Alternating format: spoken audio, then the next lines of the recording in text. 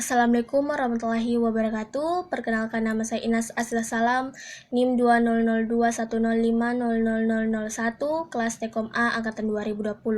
Di sini saya akan membaca materi tentang analisis desain sistem informasi. Pokok-pokok pembahasan. Yang pertama, langkah-langkah dianalisis. Yang kedua, definisi sistem informasi. Yang ketiga, definisi pengembangan sistem informasi. Yang keempat, perencanaan sistem. Yang kelima, bagian desain sistem. Yang keenam, arti desain. Yang ketujuh, tujuan analisis sistem harus mencapai sasaran. Yang kedelapan, personil yang terlibat. Yang kesembilan, user. Tujuan sub pokok pembahasan. Yang pertama, untuk mengetahui langkah-langkah dari analisis. Yang kedua, untuk memahami definisi sistem informasi. Yang ketiga, untuk mengetahui definisi pengembangan sistem informasi. Yang keempat, untuk mengetahui di dalam perencanaan sistem. Yang kelima, untuk mengetahui apa saja bagian desain sistem. Yang keenam, untuk memahami apa itu arti desain. Yang ketujuh, untuk mengetahui tujuan analisis sistem harus mencapai sasaran. Yang kedelapan, untuk mengetahui personil yang terlibat. Yang kesembilan, untuk mengetahui apa itu user. Pendahuluan. Analisis sistem atau sistem analisis adalah suatu teknik atau metode pemecahan masalah dengan cara menguraikan sistem ke dalam komponen-komponen pembentuknya untuk mengetahui bagaimana komponen-komponen tersebut bekerja dan saling berinteraksi satu sama lain untuk mencapai tujuan sistem. Sistem analisis biasanya dilakukan dalam membuat sistem desain. Sistem desain adalah salah satu langkah dalam teknik pemecahan masalah di mana komponen-komponen pembentuk sistem digabungkan sehingga membentuk satu kesatuan sistem yang utuh. Hasil dari sistem desain merupakan gambaran sistem yang sudah diperbaiki. Teknik dari sistem desain ini meliputi proses penambahan, penghilangan, dan pengubahan komponen-komponen dari sistem semula. Pembahasan bagian A, langkah-langkah dianalisis. Langkah-langkah pada tahapan ini sama pada tahapan perencanaan sistem. Perbedaannya terletak pada ruang lingkup, yaitu penelitian yang dilakukan oleh analisis sistem merupakan penelitian terperinci, sedang di perencanaan sistem sifatnya hanya penelitian pendahuluan. Langkah-langkah dasar analisis sistem. Yang pertama, identify, yaitu mengidentifikasi masalah. Yang kedua, understand, yaitu memahami kerja dari sistem yang ada. Yang ketiga, analyze, yaitu menganalisa sistem.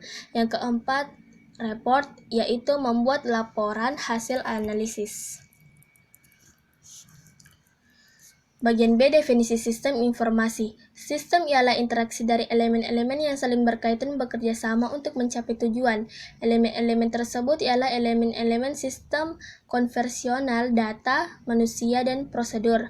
Dan elemen sistem modern, data, manusia, prosedur, hardware, dan software. Informasi ialah hasil pengolahan data yang berguna bagi penerimanya.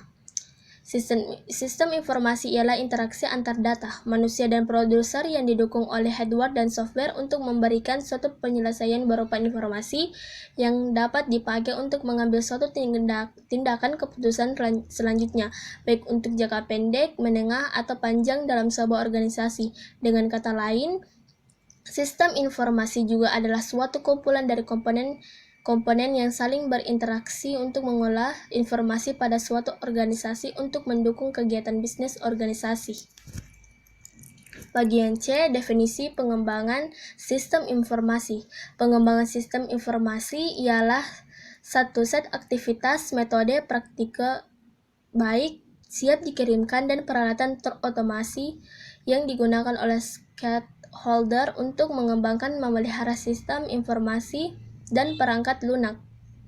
Biasanya pengembangan sistem dilakukan apabila sistem yang lama sudah tidak bisa mengimbangi atau memadai kebutuhan ataupun perkembangan perusahaan, sehingga dapat beberapa pendapat tentang definisi perkembangan sistem, antara lain menyusun suatu sistem yang baru untuk menggantikan sistem yang lama secara keseluruhan atau memperbaiki sistem yang telah ada, suatu proses pengaplikasian teknologi informasi untuk suatu tujuan tertentu, atau menyelesaikan suatu masalah.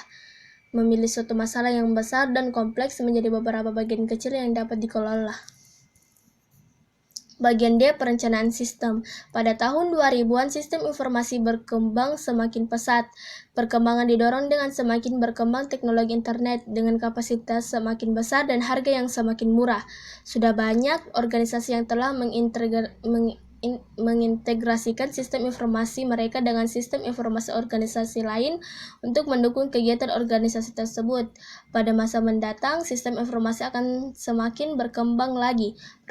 Perkembangan teknologi dan perubahan dunia usaha yang sangat cepat mendorong organisasi untuk mengembangkan suatu sistem informasi yang mampu beradaptasi dengan cepat menghadapi perubahan tersebut.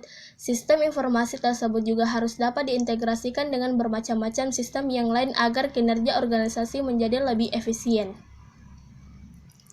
Bagian E, bagian desain sistem. Yang pertama, desain sistem CCR umum atau General System Design atau disebut Conceptual Design. Yang kedua, desain sistem terinci atau disebut Physical Design. Bagian F, arti desain, yaitu yang pertama, tahap setelah analisis dari siklus pengembangan sistem. Yang kedua, mendefinisikan dari kebutuhan fungsional. Yang ketiga, persiapan untuk rancang bangun implementasi. Yang keempat, menggambarkan bagaimana suatu sistem dibentuk. Yang kelima, dapat berupa penggambaran, perencanaan, dan pembuatan sketsa atau pengaturan dari beberapa elemen yang terpisah ke dalam satu kesatuan yang utuh dan berfungsi. Yang keenam, termaksud menyangkut mengonfirmasi komponen-komponen perangkat lunak dan perangkat sistem keras dari suatu sistem. Bagian G, agar tujuan tercapai, analisis sistem harus mencapai sasaran, yaitu yang pertama, analisis sistem harus berguna, mudah dipahami, dan nantinya mudah digunakan. Yang kedua, desain sistem harus dapat mendukung tujuan utama perusahaan, sesuai dengan yang telah didefinisikan pada tahap perencanaan sistem. Yang ketiga, desain sistem harus efisien dan efektif untuk dapat mendukung pengolahan transaksi pelaporan manajemen dan mendukung keputusan yang dilakukan manajemen. Yang keempat, desain sistem harus dapat mempersiapkan rancang bangun yang terinci yang terdiri antara lain data informasi, file, metode-metode prosedur, SDM, H atau W, S atau W. Yang bagian H, personel yang terlibat. Pekerjaan desain sistem dilakukan oleh analisis sistem dan personil teknik lain, seperti spesialis pengendalian, personil penjamin kualitas, spesialis komunikasi, data, dan lain-lain. Bagian I, user. User harus dilibatkan dalam tahap desain karena dapat mengkaji ulang komponen sistem yang didesain, contohnya laporan dan bentuk tampilan dari sistem. Kesimpulan, pengembangan sistem informasi ialah satu set aktivitas metode praktik terbaik siap dikirimkan dan peralatan